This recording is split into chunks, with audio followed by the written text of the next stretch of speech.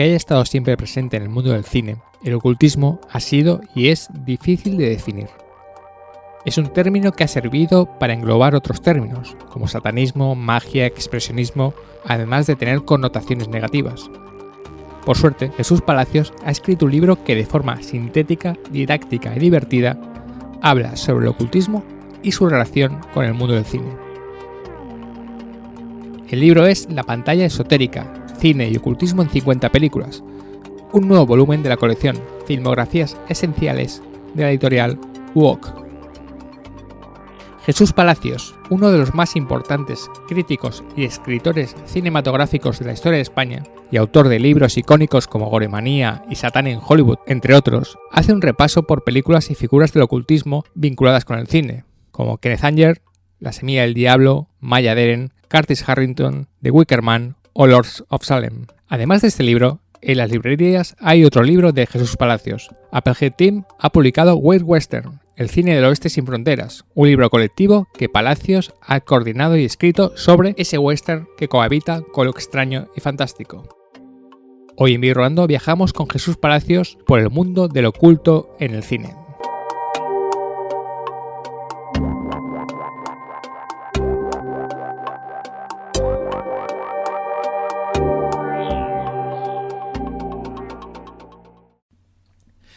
Bueno, pues tenemos el inmenso placer de escuchar a Jesús Palacios. Obviamente Jesús Palacios es uno de los más grandes escritores, críticos, analistas cinematográficos de la historia de España, eso es obviamente, está claro, y siempre leer un trabajo largo suyo es un inmenso placer como esta pantalla esotérica. Hola Jesús, ¿qué tal? Hola, ¿qué tal? Buenas. Bueno, vamos a hablar de la pantalla esotérica, un nuevo ejemplar de Filmografías Esenciales. Es muy interesante lo que has hecho en este libro, bueno, como casi siempre lo que haces cuando escribes sobre cine, porque sí que hablas de la temática ocultista en las películas, pero también hablas del poder del cine como un elemento alquímico, un elemento ocultista o misterioso, ¿no? El propio cine. Más allá de como tú dices, la frase cursi de la magia del cine, hablaremos del cine como un elemento mágico, luego hablaremos de lo que es esa magia, pero como un elemento ocultista en sí mismo. Bueno, sí, efectivamente. Este es un tema en el que ya he trabajado varias veces en libros anteriores y que, bueno, podríamos decir que hasta cierto punto es un tema que me obsesiona, que es el poder del cinematógrafo en sí mismo como medio de comunicación, como medio de expresión artística y de influir también en la realidad circundante, que de alguna manera pues entraría dentro de esa consideración de un instrumento mágico, ¿no? Al fin y al cabo, el cine se desarrolla a partir de la linterna mágica, a partir de todas las fantasmagorías ópticas del barroco, del siglo XVI, del Renacimiento, etcétera, y de alguna forma pues también está integrado en ese arsenal alquímico y mágico del alquimista, del ocultista, del mago, por decirlo de una forma más directa, ¿no? Y de hecho, pues hay muchos antecedentes en la historia en los que se ha utilizado tanto el cinematógrafo ya propiamente dicho, como estos antecedentes a los que me refería, como una manera de adoctrinar en cuestiones mágicas, filosóficas, religiosas, como una manera también pues de penetrar un poco o un mucho en ese velo detrás de la realidad al que las ficciones cinematográficas, la magia de los efectos especiales, de la óptica, de la evocación cinematográfica, nos permite acceder, lo convierte pues de alguna manera en ese instrumento mágico en un sentido más literal que metafórico. Sí, claro, sí, un elemento hipnótico, claro, ¿no? Tú hablas de eso, de que modifica nuestras costumbres, es una máquina que atrapa el tiempo, con lo cual tiene mucho que ver con la hipnosis y con la magia. Sí, efectivamente, desde el tópico de las imágenes subliminales que no vemos de forma consciente, pero sí nos están influyendo a través de la visión y se están impregnando en nuestro cerebro, está también las imágenes directamente liminales, ¿no? Las imágenes directas y cómo el cinematógrafo, no necesariamente además el cinematógrafo que se ocupa de películas de argumento fantástico, mágico o esotérico, sino en general el imaginario que ha creado el cinematógrafo, específicamente también quizá el de Hollywood, porque es el más potente, ¿no?, a nivel histórico y mundial, pero en términos generales toda la historia del cine, pues ha dejado una impronta brutal en lo que es el comportamiento humano, en lo que es nuestra forma cotidiana de comportarnos y en la evolución de la sociedad. Yo creo que un poco o mucho también todos fumamos, como hemos aprendido a fumar en las películas, los que fumen, claro, todos nos comportamos de alguna manera siguiendo modelos que hemos aprendido de nuestros héroes cinematográficos, a lo mejor pues no sé, hemos ligado por primera vez con una chica imitando a algún personaje del cine, y luego más allá de este aspecto cotidiano está evidentemente el empleo que se ha hecho del cine pues como propaganda política, como manera de condicionar de una forma u otra también los comportamientos de las personas de manera a veces claramente propagandística y otras de forma indirecta. Recordando temas que los que has escrito, estoy pensando en el folk horror más recientemente, en tu mitiquísimo libro Satán en Hollywood, pero este está dedicado especialmente al ocultismo y es un término un poco complejo porque muchas veces no sabemos de qué estamos hablando y tú lo defines muy bien porque a veces es un término que ha sido ridiculizado y otras veces ensalzado de sobremanera, con lo cual me gustaría que a la gente que nos está escuchando, cuando se compre el libro exactamente, ¿qué es el ocultismo? Porque es un poco complejo. Yo creo que la gente sí que el satanismo lo puede entender, o lo que llamamos lo que fue o lo que es el folk horror, pero sí que el ocultismo es un término más complejo o mucho más abierto. Sí, en efecto es un término paraguas, por decirlo de alguna manera, es un término muy amplio en el cual caben muchos elementos diferenciables, pero al mismo tiempo, pues claramente dentro de una tradición, ¿no?, y dentro de un contexto, de un conjunto de elementos diversos, pero que indiscutiblemente todos de alguna forma cuando nos referimos al mundo del ocultismo, a lo que ahora a veces eufemísticamente también llaman el mundo del misterio, de lo paranormal, etcétera, pues es todo este universo, ¿no? Este universo se deriva de la idea central de que existe una realidad oculta, una realidad a la que no se accede de forma, digamos, natural, de forma normal, y al que para penetrar pues necesitamos desarrollar unos conocimientos que no están a la vista, que están por lo tanto ocultos, ¿no? De ahí vendría un poco el considerar esto bajo el término de ocultismo. Otras veces pues, se habla de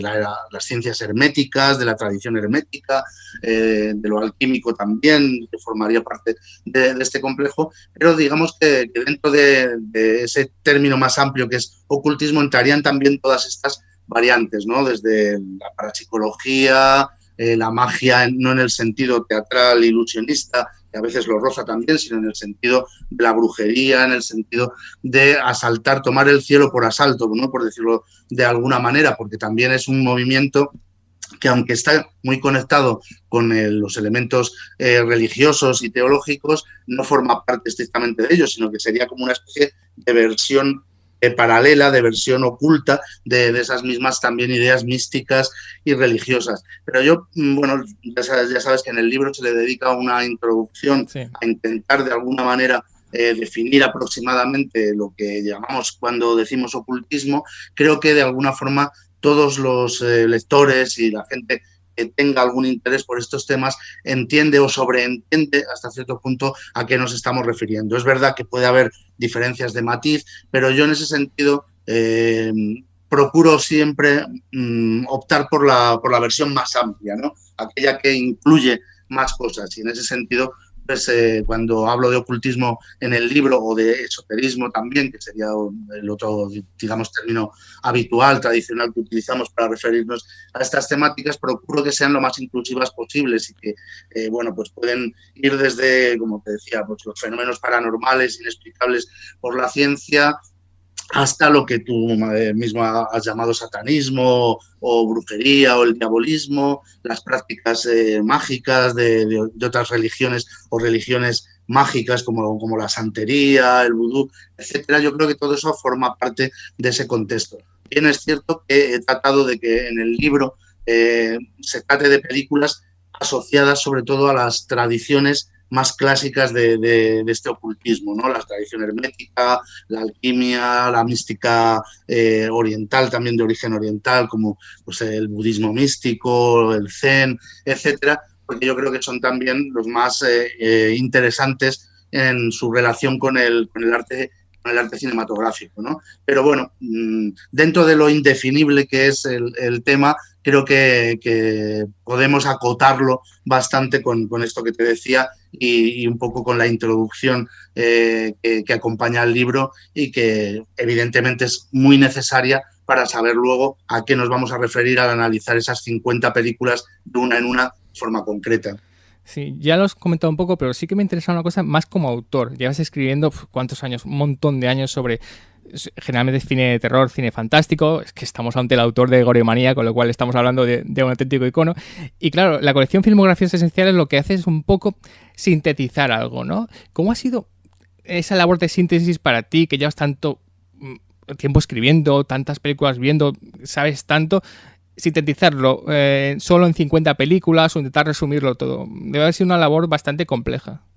Sí, lo cierto es que en principio es una colección y son una forma de enfocar el universo cinematográfico que parece en principio muy sencilla o muy simple, escoger 50 títulos representativos de un género, de una tendencia, de un estilo, incluso de una técnica, ¿no? Hay libros como el propio de Jordi Sánchez Navarro dedicado a la animación, luego hay otros dedicados a géneros más tradicionales como el western, a aspectos concretos como las casas encantadas o las historias de fantasmas, etcétera, etcétera. Y así, dicho a bote pronto, pues parece más fácil que a lo mejor un ensayo como fue en su día Satán en Hollywood o como después fue el Hollywood Maldito, que son ensayos más literarios y que abarcan temas más complejos dentro de esa misma digamos, temática de la relación del cine con el universo del oculto y del misterio. Pero a la hora de la verdad ha sido un libro bastante complejo por lo mismo que tú señalabas acertadamente, que es que encontrar, elegir 50 películas concretas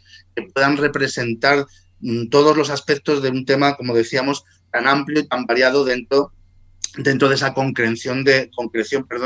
lo que es el ocultismo, lo esotérico, pues ha sido bastante, ya te digo, más dificultoso. Me ha llevado mucho más tiempo del que pensaba en principio y agradezco mucho la paciencia de los editores y del director de la colección, de Jordi, por haber esperado ese tiempo, porque ha sido un trabajo, como te digo, bastante más complejo, más complicado. ¿Qué es lo que he hecho? Pues yo creo que dejarme llevar, por un lado, por mis gustos y tendencias personales, porque efectivamente es un tema en el que llevo muchísimo tiempo trabajando. Ten en cuenta que el Satán en Hollywood, que es el primer libro en el que abordé esas relaciones entre el universo de lo paranormal, lo oculto y lo esotérico con el mundo del cine, es del año 97, si no recuerdo mal, y posteriormente pues he ido publicando artículos y otros libros que tocaban en mayor o menor medida este tema, ¿no? El Hollywood Maldito, también con Valdemar, el libro del folk horror, el libro sobre el falso documental de terror, en algunos otros libros dedicados al ocultismo he hablado de cine también, de películas pues como Nosferatu, que reaparece aquí, etcétera. Entonces, pues lo que hice fue dejarme llevar un poco por aquellas películas que a lo largo de todos estos años de estudiar muy de cerca, muy en detalle esas relaciones, me parece que simbolizan y sintetizan mejor ese universo cinematográfico que al tiempo es mágico y esotérico. Y sobre todo también intentar no dejarme llevar solo por las películas de terror o de fantasía, que evidentemente forman el grueso de esas 50 películas, pero en las que he intentado también, obviamente, introducir otras películas que pueden ser de género de comedia, que pueden ser muchas de ellas de cine experimental, no narrativo, incluso hay cortometrajes, mediometrajes, alguna película de animación incluso, para mostrar que no se trata tanto de que el cine fantástico y de terror sea ocultista y esotérico, que obviamente muchas veces lo es o muchas veces toca esos temas, sino que lo mágico y esotérico está impregnando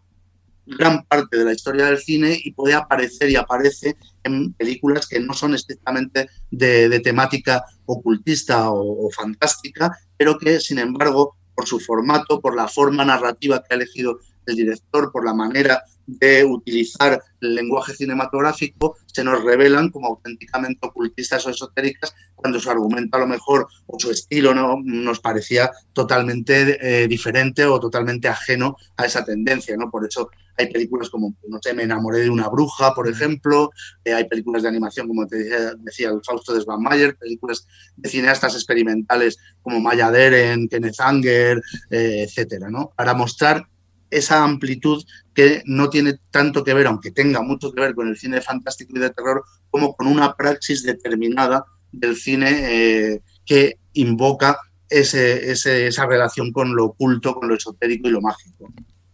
Sí, te has adelantado a una cosa que yo quería comentarte antes, pero ya vamos a entrar en ello, que es el acierto de no solo poner largometrajes, sino poner mediometrajes o cortometrajes experimentales, porque quizás sean los más cultistas de todos. Has hablado de Maya Deren, de Harry Smith, el que me gustaría luego hablar después, y sobre todo del nombre que tenía que estar, ¿no? Que es Kenneth Anger, el discípulo de Aleister Crowley, ¿no? Es en esas películas, digamos, quizá incluso las más ocultistas, porque tienen consonancia a lo que hemos hablado antes, ¿no? De que es la que utiliza el cine como algo alquímico, algo ocultista, algo hipnótico, ¿no? Esos mediometrajes experimentales que hacían Deren y sobre todo Kenneth Anger. Normalmente Kenneth Anger tiene 2 películas en las 50. Sí, efectivamente. Yo quería, por supuesto, que estos cineastas, que yo de alguna manera los suelo denominar cinemagos directamente, más que directamente cineastas, aparecieran de forma preponderante dentro de esa filmografía, porque efectivamente el libro trata de la pantalla esotérica, trata de el cine y el ocultismo, no, como te decía, estrictamente de películas donde aparezcan argumentos ocultistas, ¿no? Puede haber, como de hecho hay muchas que no he incluido y algunas que se han incluido por otros motivos, pero puede haber películas de terror, películas de aventuras fantásticas que traten pues de un alquimista loco, que traten de un satanista, de sacrificios humanos y que sin embargo en realidad tengan muy poco que ver en sí mismo con esa magia literal del cine, con ese esoterismo cinematográfico, mientras que estos cineastas son los que voluntariamente han ejercido el arte cinematográfico y su técnica de manera que establece una clara y directa relación con la tradición esotérica, mágica, alquímica y que además se dirige hacia provocar en el espectador experiencias místicas de una forma u otra, experiencias que a través de la técnica cinematográfica y a través de la visión de sus obras alteren la percepción de la conciencia del espectador y le introduzcan en otras realidades mágicas. En ese sentido, pues como tú decías, por ejemplo, el caso de Kenneth Anger, que es un cineasta absolutamente mago, seguidor literalmente de las ideas de Aleister Crowley, del gran mago inglés del siglo XX, y que utiliza todos esos elementos experimentales en el montaje cinematográfico, la música, los efectos visuales, las alteraciones de ritmo, de montaje, etcétera, para provocar en el espectador pues, esas sensaciones y esas alteraciones de la realidad que le conduzcan de alguna manera a percibir el mundo de forma distinta a través de ese prisma mágico cinematográfico. Lo mismo obviamente puede decirse de Harry Smith, que él mismo se consideraba hijo bastardo de Aleister Crowley, ¿no? Que evidentemente ha sido un personaje sin ser directamente un cineasta, ¿verdad? Pero ha sido de los personajes más influyentes en la relación entre el cine y las ciencias ocultas y la tradición esotérica. Pero bueno, pues también cineastas surrealistas como Maya Deren, directores de animación como el checo Svanmeier, que también es surrealista, y son gente que utiliza precisamente el lenguaje cinematográfico como lenguaje alquímico, como lenguaje esotérico, con el que además de a lo mejor contarnos una historia o no, porque muchos de ellos evidentemente no hacen un tipo de cine narrativo, sino que hacen un cine efectivamente experimental o ensayístico, surrealista, etcétera, pero sí que lo utilizan de tal manera que nos meten en ese mundo mágico y que nos hacen luego mirar cuando ha terminado la película, miramos a nuestro alrededor, seguimos o empezamos a ver otras realidades alternas, otras realidades ocultas detrás de las que percibimos cotidianamente. No, mano, yo debo decir, yo con Jesús Palacios aprendo mucho, incluso he vuelto a aprender en este libro porque yo Harry Smith, siempre me dices Harry Smith, yo pienso en la música folclore americana, ¿no? Sus míticas recopilaciones folclóricas que todos los que nos gusta un poco la música hemos escuchado o tenemos incluso en casa, Pero no me lo esperaba encontrar un libro sobre ocultismo que tuviera esa relación tan directa con el ocultismo y me ha sorprendido encontrarlo ahí. Pues efectivamente el caso de Harry Smith es también muy representativo de la cercanía entre el mundo de la contracultura americana de los años 50, 60 y 70, desde la generación beat hasta ya los hippies y hasta bueno, pues toda la contracultura de la droga, etcétera, de los años 60 y 70, e incluso, como ocurre también en el caso de Kenneth Anger o de su amigo Curtis Harrington, la relación también con el movimiento queer, con el movimiento de liberación gay, etcétera. Todo eso forma, curiosamente, un mundo muy cercano, muy próximo, que se entrecruza constantemente cuando empiezas a conocer los entresijos de esa historia. Uno puede a lo mejor llevar muchos años estudiando la generación beat y leyendo sobre Kerouac y sobre William Burroughs, etcétera, y encontrarse con personajes también como Harry Smith por su importancia, como tú decías, con esas grandes antologías que hizo de la música folclórica americana, de la tradición oral, de la música pues de los emigrantes, etcétera, y no caer nunca en la conexión que tienen, pero de repente vas encontrando esos nexos de unión, que aparecen estos mismos personajes en un libro que te habla justamente sobre a lo mejor la explosión ocultista y de la nueva era de los años 60 y 70, y acabas por darte cuenta de que estaba todo mucho más próximo y más mezclado de lo que parece, y de hecho muchas veces estos cineastas muy experimentales y muy arriesgados, como son Harry Smith o Anger o Maya Deren, luego tenían relación con otros directores, o el propio Curtis Harrington pasó de hacer cortometrajes experimentales mágicos, influidos también por Aleister Crowley, por las prácticas esotéricas, a hacer cine de terror convencional y hacer hasta series de televisión. Y eso nunca se olvida, porque esa impronta mágica y esotérica permanece dentro también de su obra más comercial. Ha ido influyendo también en el cine, digamos, convencional, o en el cine más famoso. Yo creo que películas como 2001 de Stanley Kubrick o Easy Rider no hubieran sido como son de no haber existido cineastas como Kenneth Anger o Harry Smith o Maya Deren. Y de hecho, pues en el caso, por ejemplo, concreto de Kenneth Anger, que es un director que sirve de alguna manera también como un eslabón entre todos estos universos, por sus rodajes y por la casa, por ejemplo, de su colaborador Samson de Brier, pasaron Jack Nicholson, Dennis Hopper, Alejandro Jodorowsky, un montón de gente que después, de alguna manera, siguió manifestando en sus propias películas como directores o como guionistas o incluso como actores esa impronta esotérica, mágica, mística que habían aprendido o de la que se habían empapado en ese momento, al mismo tiempo que se empapaban también pues del LSD, de las drogas alucinógenas, de Aldous Huxley, de los misticismos orientales, la mística zen, etcétera, etcétera. Eso es una de las cosas que más me fascina de dar a conocer esta relación del cinematógrafo con el ocultismo, que supongo que para mucha gente puede ser una sorpresa descubrir que eso,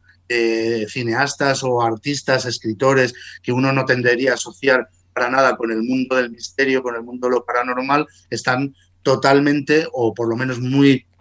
a menudo, relacionados también con ese universo, ¿no? Incluso escritoras como Anais Nin, que participó en el rodaje de películas esotéricas de Kenneth Anger, etcétera, etcétera. Quizá porque la gente se relaciona el ocultismo como algo negativo, ¿no? Ocultismo, sectas, satanismo, y sigue siendo esa relación. Cuando el ocultismo simplemente es algo que está oculto y hay gente que investiga por lo oculto, ¿no? También por esa conexión que has dicho de ocultismo y enseguida cine fantástico y de terror, y dices que obviamente hay mucho cine fantástico y de terror ocultista, pero no solo eso. Me refiero a eso, que ocultismo suele ser una visión negativa que suele tener la gente cuando lo escucha. Sí, yo creo que eso queda también bastante aclarado en las páginas de la introducción del libro, ¿no? Intento desprejuiciar la mirada que lancemos sobre el mundo del ocultismo en general y sobre algunos aspectos en particular que tienen pues también obviamente muy mala fama, ¿no? Digamos como el satanismo o religiones sincréticas como el vudú o la santería, ¿no? Hay una versión cool muy negativa, muy exagerada, muy de película de terror de serie B, muy de TVO del creepy y demás, que a mí también me gusta y que me hace gracia y que creo que forma también parte del aspecto folclórico de todo ello y es una parte de su riqueza también como temática y como iconografía, ¿no? para el mundo del cine. Pero evidentemente el tema es muchísimo más amplio, es mucho más serio, está mucho más imbricado, como te decía, pues con otros aspectos de la cultura y de la contracultura del siglo XX y del XXI e incluso obviamente desde mucho más atrás, ¿no? Esto viene pues desde el neoplatonismo del Renacimiento, los iluministas del siglo XVIII, etcétera, etcétera. Y lo que sí intento siempre en los libros en los que trato sobre estos temas es de darle una pátina, no de seriedad, que yo creo que es un error porque es un tema divertido, no hay por qué tampoco darle una falsa dignidad, una falsa seriedad aburrida y académica, sino desprejuiciar, que no pongamos delante de estos temas inmediatamente una pantalla negativa ni tampoco necesariamente positiva, sino que los analicemos a la luz de la cultura, a la luz del arte, a la luz del propio cine en este caso, y veamos la importancia que tienen. Por eso me gusta mucho ese término, ese neologismo más o menos recientemente implantado de estudios culturales, que por un lado es una broma, ¿no?, hacia los estudios culturales académicos, pero que sí que me da pie de alguna manera, intento siempre que quede manifiestamente explícito en mis libros, a decir que no se trata tanto de creer o no en lo que implica la idea de ocultismo, lo que implican las doctrinas esotéricas, lo que implica el estudio de lo paranormal. No me interesa tanto si existen o no los fantasmas, si podemos alterar la realidad por medio de rituales mágicos, si realmente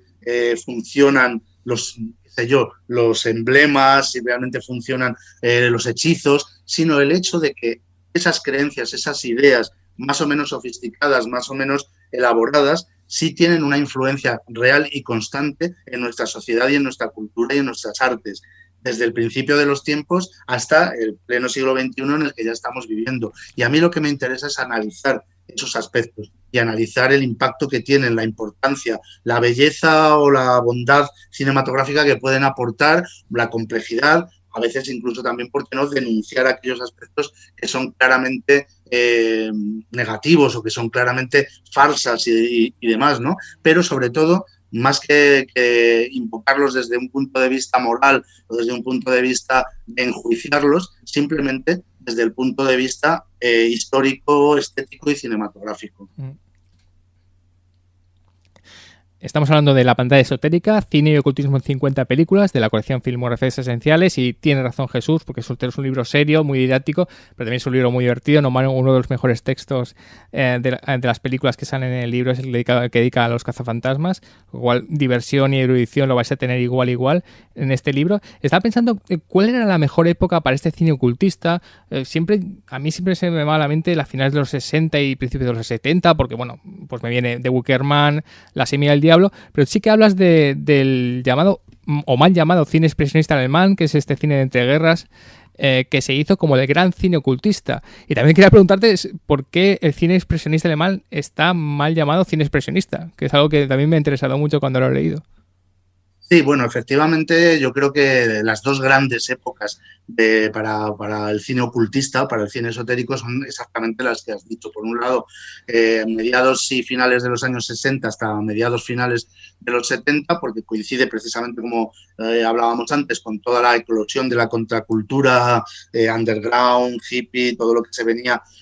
incubando desde la Beat Generation y demás, que ya había recuperado o implicado ya el interés por las filosofías esotéricas orientales y asiáticas, también por la recuperación de la tradición ocultista occidental, las drogas alucinógenas, la búsqueda de esa otra realidad detrás del velo de la existencia normal y cotidiana y demás, y coincide también pues con la eclosión de eso, de la iglesia de Satán de Anton LaVey, de los crímenes de Charlie Manson, en fin, todo ese momento es muy rico y se refleja en una filmografía muy impactante y muy impresionante, que incluye pues eso, obras maestras como La semilla del diablo de Polanski o películas realmente casi documentales de la época como Simon King of of the Witches o como La estación de la bruja de George Romero, etcétera. Pero efectivamente hay todo un antecedente del que en realidad procede de todo esto. O sea, luego evidentemente hay como una serie de conexiones más o menos subterráneas, más o menos ocultas también, pero que no son difíciles de encontrar, que van ligando todo este movimiento, todo este cine esotérico que va un poquito por debajo de la historia tradicional o de la historia convencional del cine, va creando también una historia ocultista, una historia esotérica de ese mismo cine y realmente esa tendencia explota en los años de entreguerras en Alemania en concreto y un poco también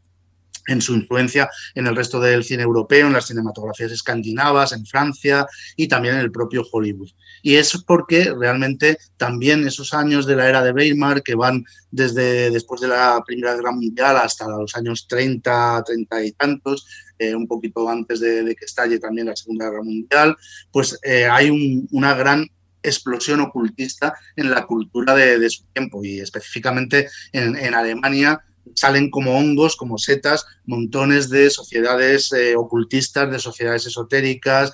conectadas con otras de Inglaterra, del resto del mundo, con conexiones también al otro lado del océano en Estados Unidos, y en las que participan algunos personajes que al mismo tiempo son también fundamentales para la historia del cine, como es el caso de Hans-Heinz Evers, que es prácticamente el creador, incluso antes de la Primera Guerra Mundial, con la primera versión del Estudiante de Praga en 1913, creo recordar, del ciclo de cine fantástico alemán. Es el primero en postular que el cinematógrafo es el medio ideal por su capacidad de trucaje, su capacidad de crear fantasías dotadas de realidad, la propia imagen en movimiento. Para empezar, es el método ideal para introducir narrativas esotéricas, narrativas fantásticas, historias conectadas con la tradición esotérica del romanticismo alemán, del simbolismo del siglo XIX, etcétera. Y luego también,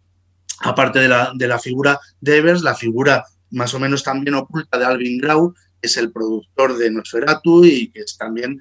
bueno, pues uno de los que va a influir, aunque tiene una filmografía muy breve, ¿no? Con Nosferatu y después con Sombras y alguna otra incursión, pero va a influir muchísimo en esto y hay un montón también de personajes en esa eclosión del cine fantástico alemán, como son pues desde actores como Konrad Veidt, que era un hombre fascinado también por el espiritismo, el mesmerismo, etcétera, Paul Wegener, el director y actor. Toda esta gente estaba muy sumergida en esa oleada de conocimientos ocultos, de misticismos, de interés por las ciencias ocultas y por su, o más bien por el cinematógrafo como una manera de manifestar esos conocimientos y esas realidades fantásticas, ocultas, trascendentes y místicas, ¿no? ¿Y por qué considero que de alguna manera el término que aplicamos a toda esa época del cine expresionista alemán, es un término equívoco? Es muy sencillo. Es porque en realidad películas abiertamente expresionistas, es decir, que participen de la estética del movimiento expresionista artístico germano e internacional, hay muy pocas. Entre ellas, obviamente, El gabinete del doctor Caligari, alguna otra también del mismo director de Caligari, en las que participaron algunos artistas expresionistas, pero son realmente muy poquitas las películas que de forma intrínseca participan en el expresionismo como forma de expresión artística, valga la redundancia. Y sin embargo, a partir de ellas se ha extrapolado un cine expresionista que en realidad ha estado más en la imaginación de los críticos y en la necesidad de buscar un nexo de unión entre toda una serie de películas, a veces muy distintas entre sí, otras claramente que forman parte de un mismo estilo, y se ha optado por bautizar como expresionismo a un tipo de cine que en realidad lo que creó es toda una iconografía y una forma también de expresión cinematográfica, de utilización de luces y sombras, de utilización de referentes iconográficos, pictóricos, incluso temáticos, cuya proximidad mayor no está con el expresionismo en sí, sino con el posromanticismo, el romanticismo tardío y el simbolismo, el movimiento simbolista de finales del siglo XIX y principios del XX, del que derivan muchos de estos hallazgos y que también son movimientos artísticos muy ligados y muy imbricados en el ocultismo, el esoterismo, la religión, desde un punto de vista místico y metafísico, ¿no? Y por eso creo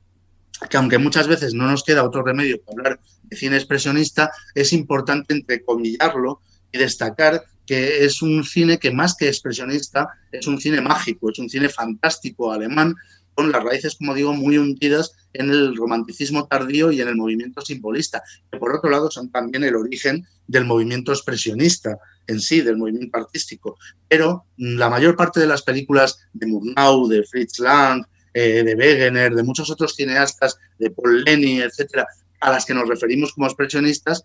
no son propiamente películas en las que sus autores buscaran el expresionismo, sino que buscaban trascender la realidad a través del trucaje cinematográfico, a través del empleo expresivo y filosófico de los contrastes entre luces y sombras, etcétera. Y a eso, al final, lo hemos denominado expresionismo, pero es un expresionismo que es propiamente cinematográfico y que no es realmente el expresionismo tampoco del gabinete del doctor Caligari y de algunas otras pocas películas que experimentaron con el arte directamente expresionista del momento. Es un tema complejo, es un tema que exige un cierto conocimiento de los movimientos artísticos de la época, no solo de los cinematográficos, sino también de los movimientos históricos, ideológicos, filosóficos, de las artes plásticas, que se toman como modelo luego para bautizar esos movimientos cinematográficos y con los que indudablemente guardan una relación dialéctica y una relación intensa, pero que hay que tener cuidado en que no se nos mezclen y nos lleven a confusión. Tú has nombrado a Alvin Grau, ya que lo has nombrado, podríamos hablar un poco de Prana Films, que es una productora que nace, que no podría pasar eso ahora, que es una productora, si no me equivoco, que nace con la vocación de hacer películas ocultistas. O sea, es una productora, digamos, ocultista. Lo que pasa es que duró muy poco por lo que podemos contar ahora, porque, bueno, fue la que produjo Nosferatu y pasó lo que pasó. Si que ahora sale en la conversación, si no lo contamos, aunque es un tema que conoce todo el mundo. Pero bueno, hablar de Prana Films un poco, que es la productora ocultista por excelencia de la historia del cine, supongo. Sí, sí, en cierto modo sí, aunque hay otras menos famosas y sobre todo también hay algunas productoras y algunos productores individuales y tal, gente muy curiosa como el propio Nicolas Cage, por ejemplo, Sí, que tienen tendencia y que buscan y que producen también películas de otros realizadores que tienen también ese interés por el ocultismo y por su expresión cinematográfica. Pero efectivamente, Prana Films precisamente surge en ese momento del cine fantástico alemán como una productora creada por un grupo de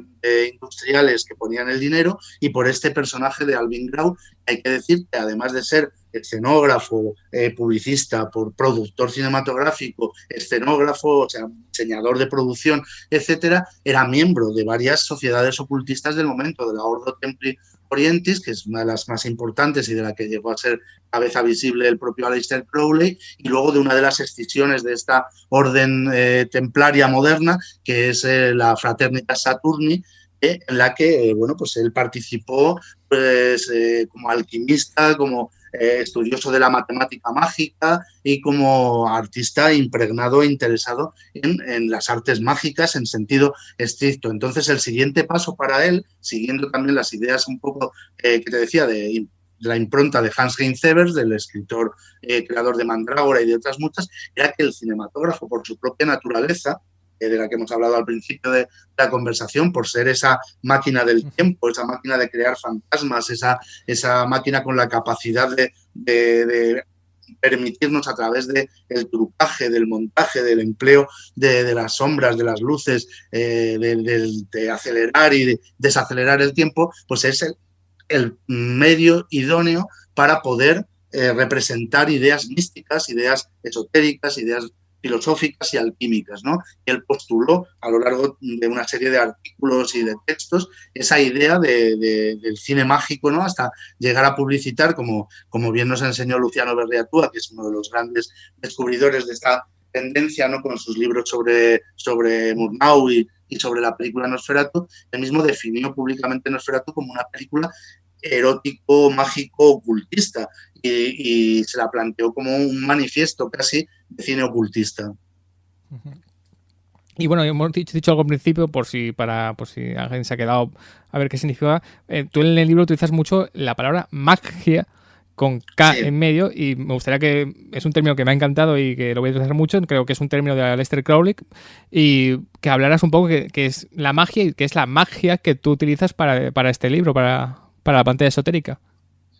Bueno, ahí hay que hablar obviamente de, como ya lo hemos citado un poco de pasada, ¿no? De la gran influencia que tuvo Aleister Crowley, no solo en términos cinematográficos, sino en toda la cultura mágica a partir de su aparición y a partir de la creación de su propio modelo de conocimiento esotérico, su propia versión de la magia, de las filosofías herméticas, que sincretizaba muchos elementos de tradiciones orientales como el budismo tántrico, el zen, la mística hinduista, la japonesa, etcétera, con otros netamente propios de la tradición hermética occidental, ¿no? Con la cábala hebrea, con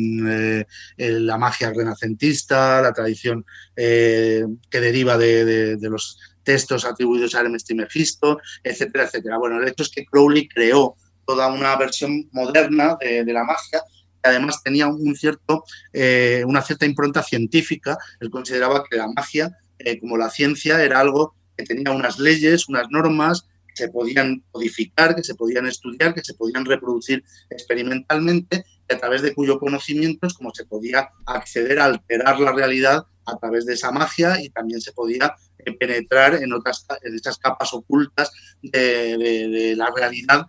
con las que no estamos en contacto cotidianamente, ¿no? Y bueno, pues esa filosofía él la denominó Magic, con Z en inglés, para diferenciarla de la Magic con simple C, que es lo que en inglés se considera pues lo que es la magia ilusionista, la magia teatral o la magia, digamos, para niños, la magia blanca e inofensiva, ¿no? Entonces, para diferenciarla y para diferenciarla también del concepto de necromántico, de black magic, de magia negra, que asocia precisamente pues, ideas negativas al estudio de la magia y a su práctica, inventó este término de magic con CK.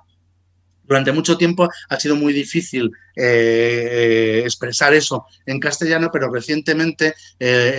uno de los mejores traductores de la obra de Crowley en la actualidad, que ha publicado la traducción de las memorias de Crowley en la editorial Valdemar, introdujo esta variante en castellano de poner magia con la K de Magic antes de la C. Y bueno, yo he adoptado con su permiso esta utilización ya no solo en este libro, sino en otros y en otros textos, porque me parece que es la forma más apropiada en castellano para introducir esa letra K que diferencia la magia en la versión de Crowley y de sus muchos seguidores, que llegan hasta pues, guionistas de cómic como Alan Moore o Grant Morrison, pues diferenciarla también de la magia, así a secas, que en castellano dicha tal cual, también nos lleva a pensar en la magia del sombrero de copa y el conejo, en la magia ilusionista, en los juegos de magia o en la magia negra y la magia en un sentido que es muy distinto al de la concepción mágica de un Aleister Crowley y de los magos modernos que han teorizado y que han seguido profundizando en su filosofía de la magia. Bueno, seguimos hablando de la pantalla esotérica, cine y ocultismo en 50 películas. Obviamente no vamos a hablar de las 50 películas porque la gracia es que leáis y descubráis las películas que ha analizado Jesús, pero sí me gustaría centrarme en un par. Y hay una especial que me ha hecho mucha ilusión ver, que es La estación de la bruja de Joshua Romero. Ya sabéis todos que las películas que no son de zombies de Romero son realmente interesantes. Tiene una filmografía por descubrir más allá de su maestría para el género zombie.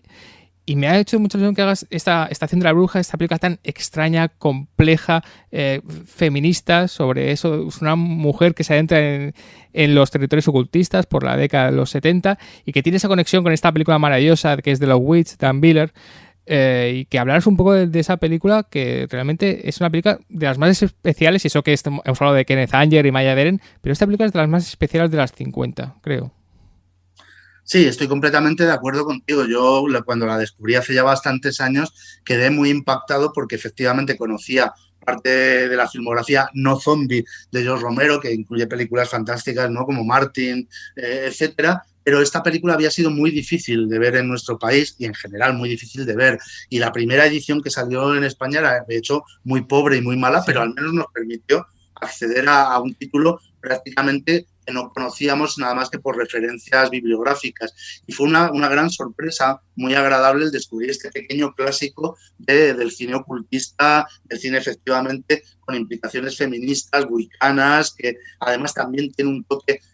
muy satírico propio de la época, un toque underground, un poco de crítica de la sociedad americana, de la familia tradicional de la época, y que también tiene ese aspecto que me gusta tanto del cine de serie B y del cine underground, entre el fantástico y el experimental de los años 70, que es casi como una ventana abierta al pasado, una película casi documental, sí, en la medida en la que nos introduce en el día a día de cómo se vivía o cómo podía llegar a vivir una persona de esa época, lo que era ese renacimiento mágico de los años 60, con la brujería, las tiendas. Hay un momento que me encanta, siempre lo destaco en la película, que es precisamente cuando utiliza la canción de Donovan, Season of the Witch.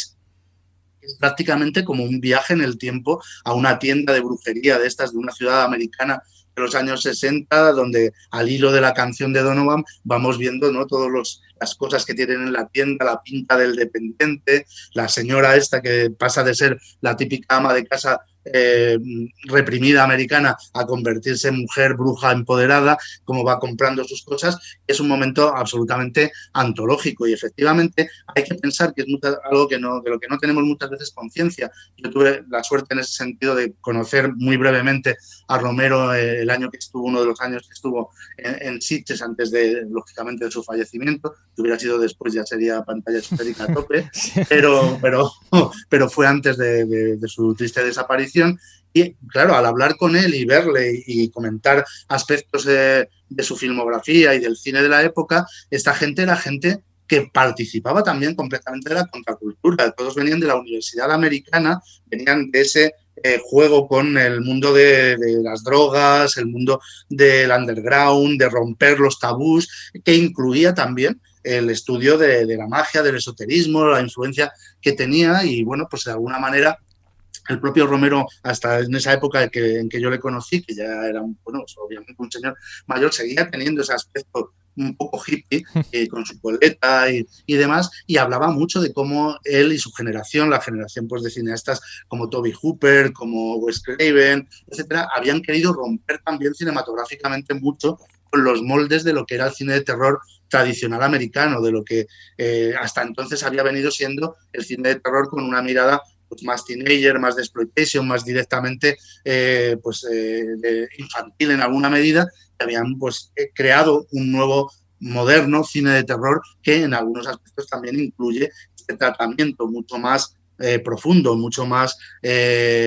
relevante de lo esotérico, de lo mágico, de la brujería, etcétera, ¿no? Y que también pues en esta película se manifiesta a través de lo peculiar y surrealista que es su narrativa, ¿no? Que tiene un toque incluso, yo creo, casi de cine de arte y ensayo europeo, con una introducción, una pesadilla casi feliniana y un estilo pues más conectado también a veces con ese cine experimental del que hablábamos, de Kenneth Anger o de Curtis Harrington, pero llevado a un terreno un poquito más comercial. Para la siguiente película me fijo en la portada y me está mirando una actriz que es Sheri Moon Zombie, y para la portada, no sé si la has escogido tú, así lo editorial, pero ha sido una elección perfecta, que escogéis Lords of Salem de Rob Zombie.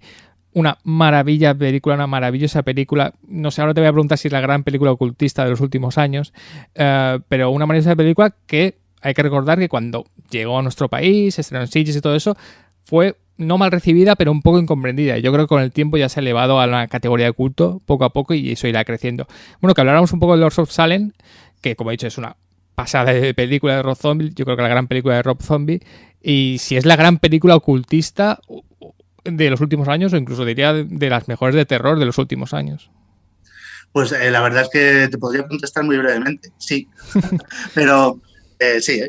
o sea, para mí la verdad que la portada tuvimos que jugar con fotos que estuvieran, que los derechos y tal no fueran fáciles de conseguir para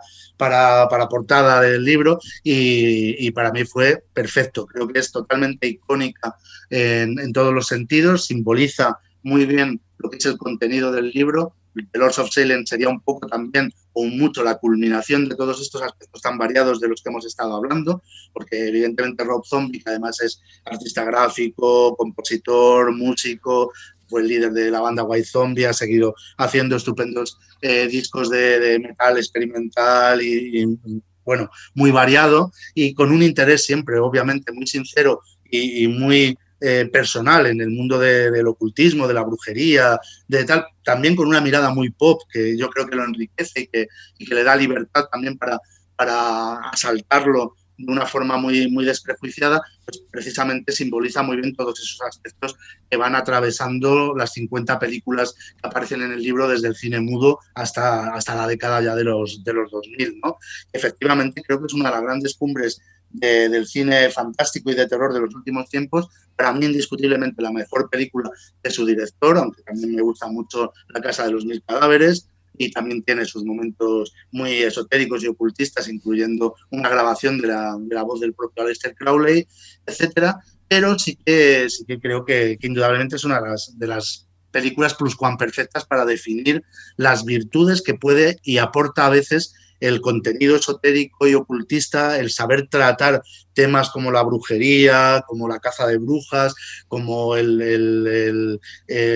mística crowleyana, el tema del advenimiento de un mesías oscuro, etcétera, toda una serie de temas muy propios de cierta parte de la tradición esotérica, sobre todo de la luciferina y de la vía de la mano izquierda, cómo pueden enriquecer una película, por otro lado, de terror absolutamente canónica, que también es muy cinéfila y que rinde muchos homenajes pues, a películas como La Semilla del Diablo, de Wicker Man, y hasta clásicos mudos como Haxan, etcétera. O sea que para mí, indiscutiblemente, ha sido una portada perfecta para el libro. Bueno, es la portada, la aparición de Sherry Moon Zombie en Los Rosanes, no es la mítica aparición de ella en la cama con el póster de Viaje a la Luna de Méliès, que también lo nombras en el libro, pero es todavía mejor. Obviamente no está tan favorecida, pero es todavía mejor. Te quería hacer una reflexión. Hemos hablado de que el cine ocultista tuvo su máximo, digamos, apogeo, mayor calidad de películas a mediados de los 60, a mediados de los 70, el periodo entre guerras, o sea, en épocas donde el mundo estaba cambiando, estaba muy convulsionado. No sé si va a haber un resurgimiento de un cine ocultista, podría haber, dado que el mundo parece que está volviendo a convulsionarse bastante. ¿O cómo está ahora el cine ocultista en estos nuevos tiempos? ¿Está de una manera más sosa, más taimada? También incluso puede ampliar a lo que es el cine de terror, esta reflexión. Sí, yo creo que realmente ahora mismo no es un mal momento en absoluto. Estamos hablando, por ejemplo, de películas. Yo creo que el libro llega hasta Mandy desde el 2018, ¿no? Creo recordar, o 2019, y no la he llevado más adelante porque realmente el libro ya estaba en imprenta, ya no se podía incluir nada más, pero ha seguido habiendo. Me he seguido encontrando con buenos ejemplos en los últimos tiempos. Y ahora mismo realmente es un momento, como tú bien decías, por un lado de cambio, de crisis. Hay muchos factores, tanto externos como internos, que están contribuyendo a que el mundo cambie de forma radical y muy deprisa. Eso, desde luego, para el cine esotérico en concreto y para el cine de terror en general no es mala cosa. Creo que abunda muchísima producción. Eso implica que aunque el 90%, siguiendo la ley de Frederick Brown, sea basura,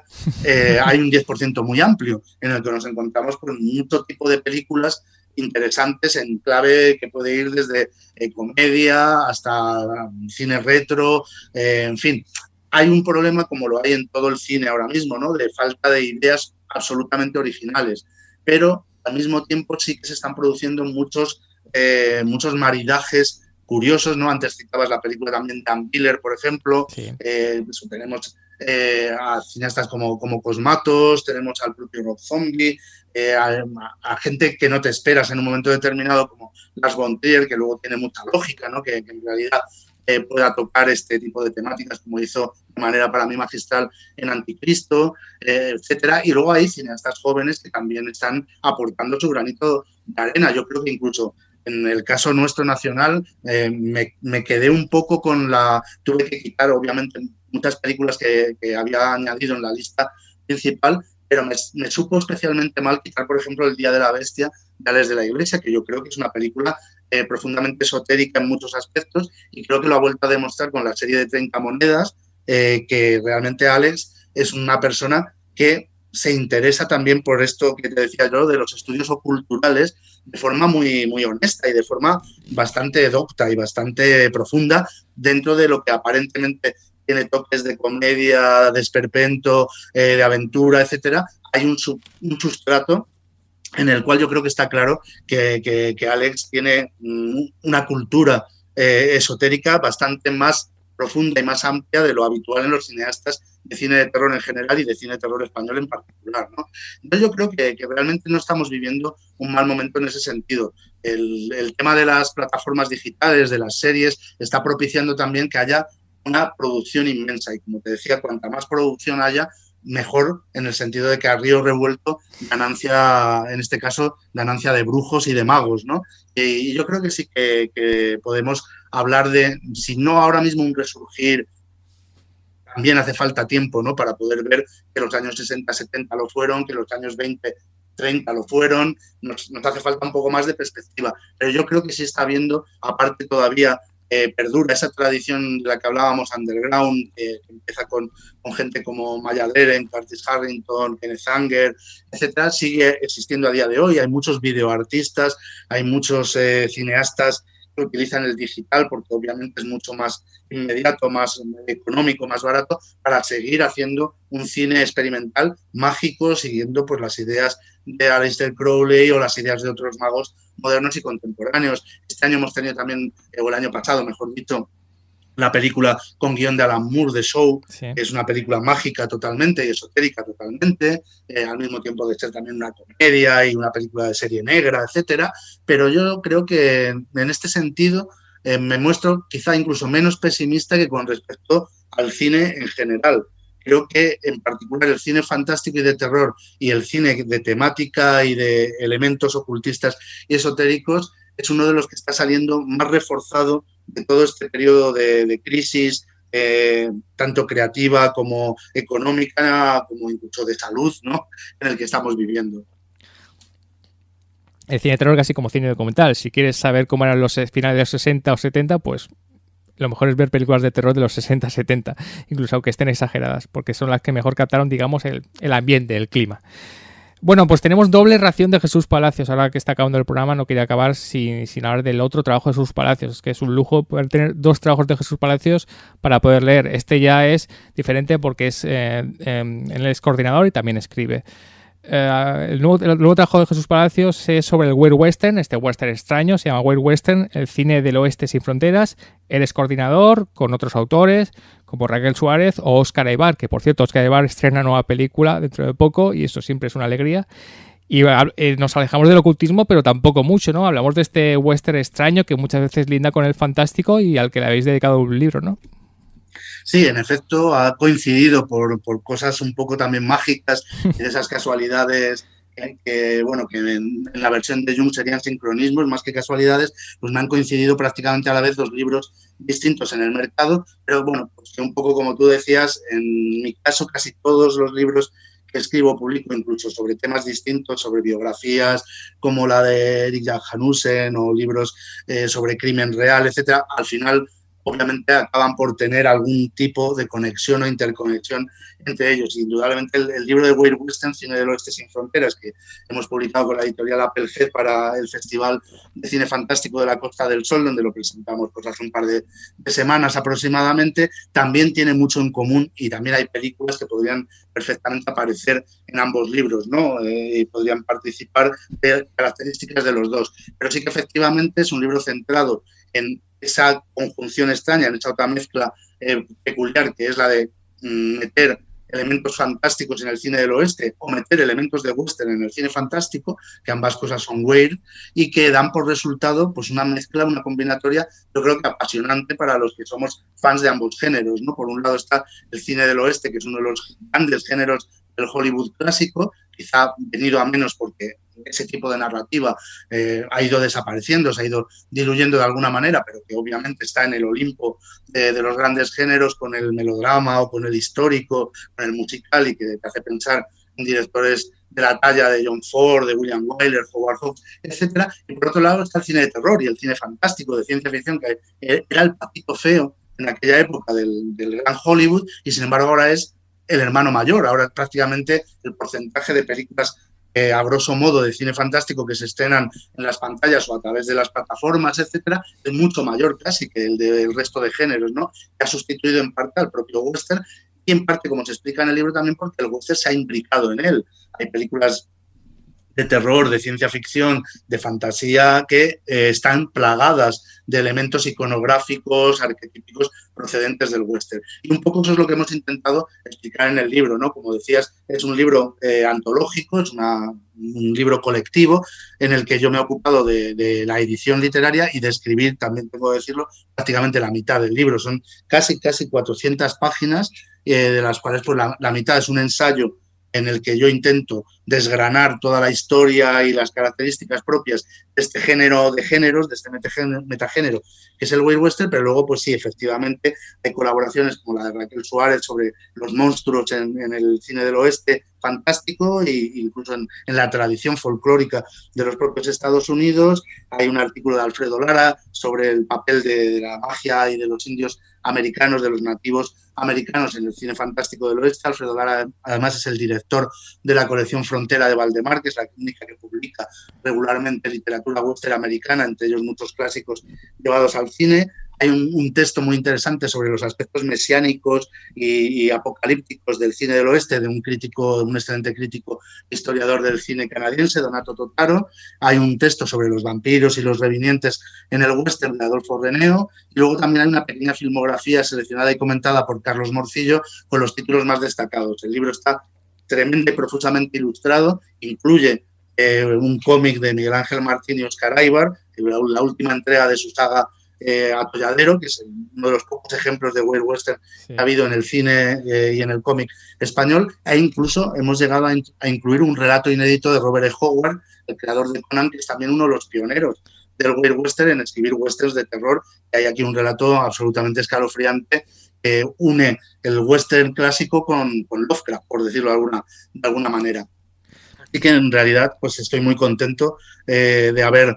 dado a luz de alguna manera estas dos obras al mismo tiempo, que no se pelean entre ellas, sino que al contrario establecen, yo creo que un diálogo y una relación dialéctica entre ambas, demostrando sobre todo que el cine es mucho más rico y más complejo de lo que pensamos, y que vivimos un momento en el que además, si por un lado desgraciadamente falta nuevas ideas, falta originalidad, hay mucha mirada retro hacia lo que se hizo antes, sí que hay una riqueza de combinatoria, una especie de enloquecimiento en el que los géneros son más transgéneros que géneros y se mezclan de forma desinhibida y dan por resultado combinaciones tan peculiares como estas películas esotéricas y mágicas, o como ese cine del oeste fantástico o ese cine fantástico del oeste.